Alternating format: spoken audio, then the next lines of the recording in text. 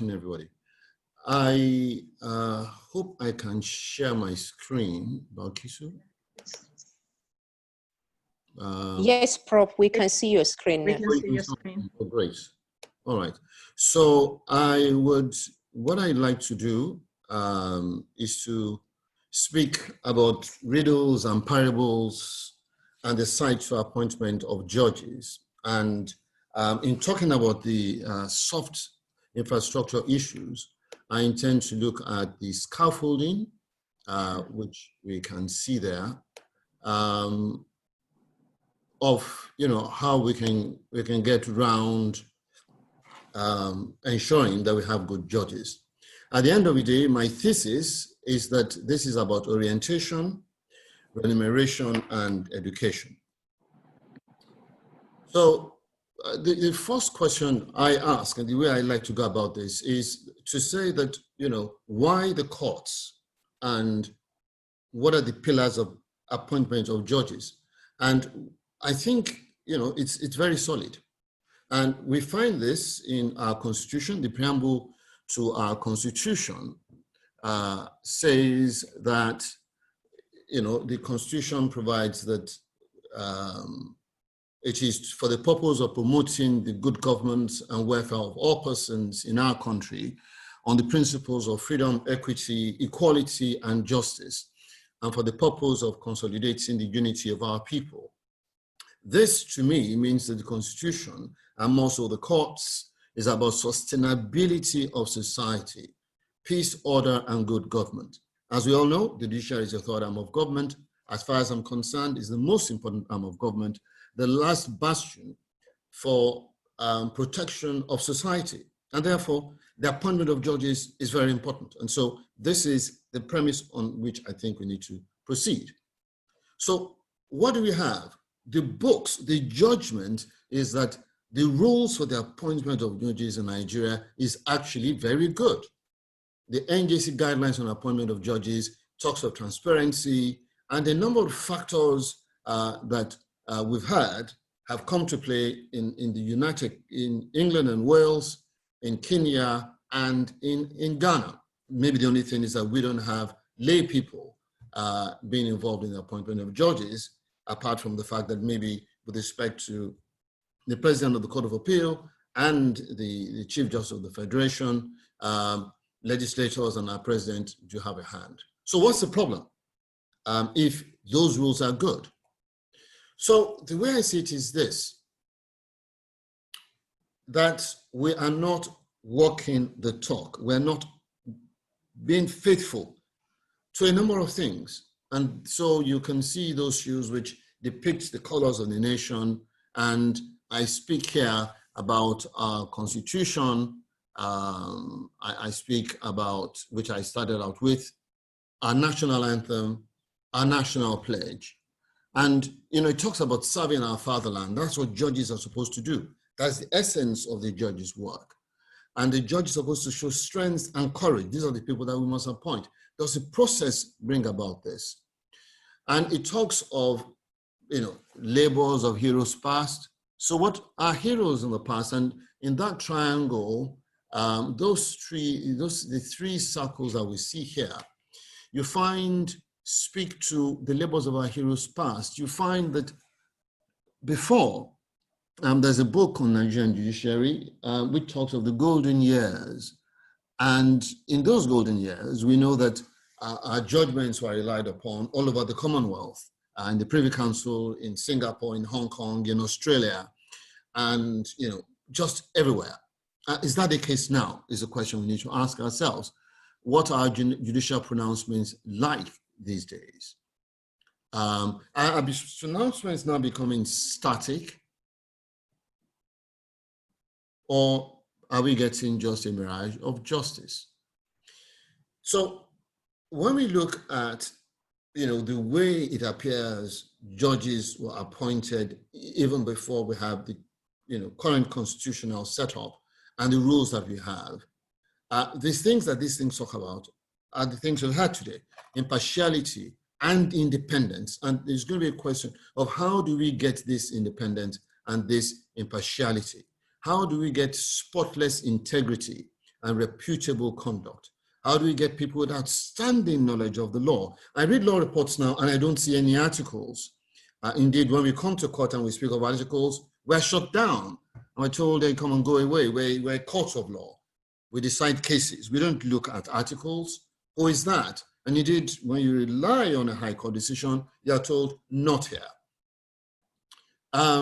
So what we know is then that, this work is the work of someone, is about words, what we say and how we say it, how we write it. Those skills are indeed very, very important.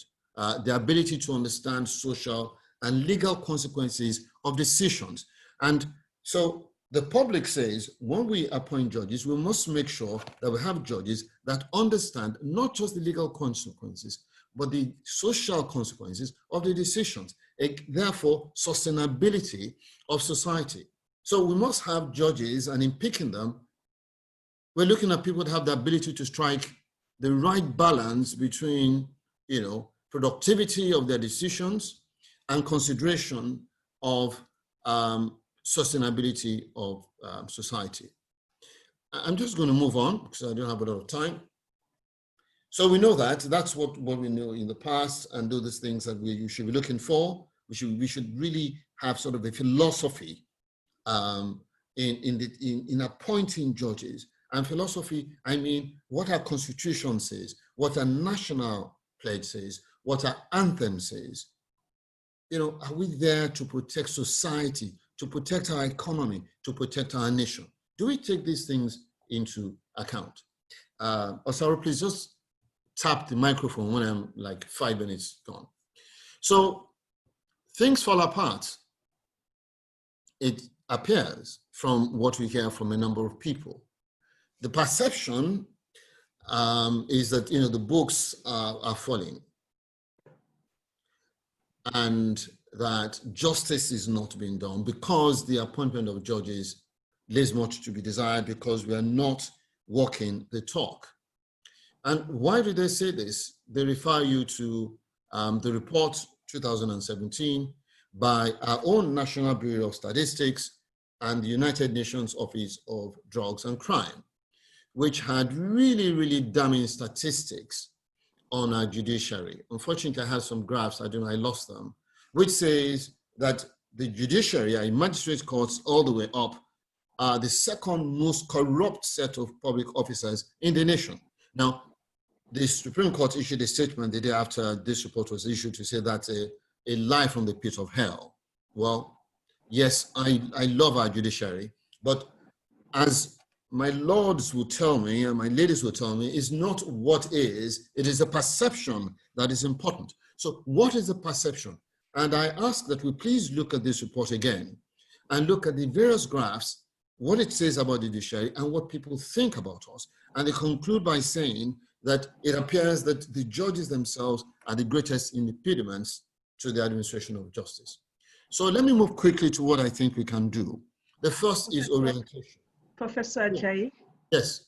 My time? 2 minutes, actually time up, but can you just... All right, I'll run up in 2 minutes. Orientation, for me, we need to respect our judges again. Our judges need to respect themselves. We need to make sure that we stop the system that continues to look at the number of cases that are cited rather than the quality of justice that we get. Because what this has happened is that the lawyers are piling up cases that become senior advocates. So it's objections, still cases. Judges want to move to the Court of Appeals, so they're looking at more cases and not the justice that they arrive at. And then also, I think, we are then the ones that get into NJC to appoint other lawyers. And so we need a reorientation, going away from emphasizing federal character, state nature, to merit. I'm just running. Remuneration. In England and in Canada and everywhere, judges are the well-paid, best paid people. We need to make sure that our judges are well paid. If our judges are very well paid, we'll attract the best. We'll attract silks to come onto the bench. And when people come to the bench, because they know they have comfort, because the judge is supposed to become a priest and therefore like a recluse. When he's well paid, we're going to get much better appointments to our judiciary.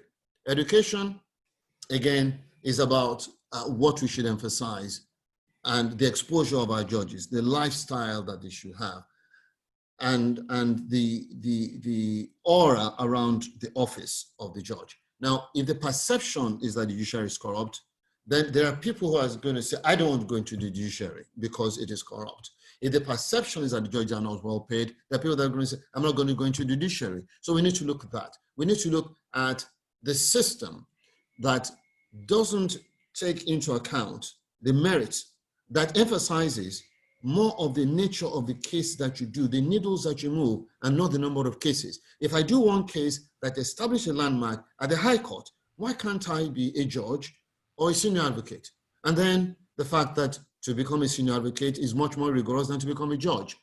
So point is this, I end, Osaro, I end? Yes, sir, I can see the passion with which you are. No, let me just end. Point is this, it's all about good public administration. Without that, we're not going to get any change. The fault is not in our stars, but in ourselves. Thank you, Osaro.